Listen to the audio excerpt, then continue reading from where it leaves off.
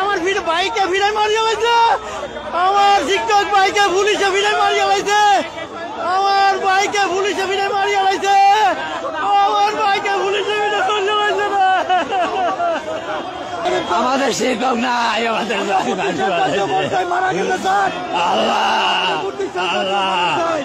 আসসালামু আলাইকুম দর্শক, আমি এই মুহূর্তে আছি শাহবাগে। আপনারা দেখতে পাচ্ছেন যে পুলিশ কিভাবে শিক্ষকদের উপরে লাঠিচার্জ করতেছে, থেকে আমি ভিডিওটা করেছি। দর্শক, আপনাদেরকে তুলে ধরার চেষ্টা করতেছি। এখন যে পুলিশরা মারছে, এটা কার কথায় মারছে?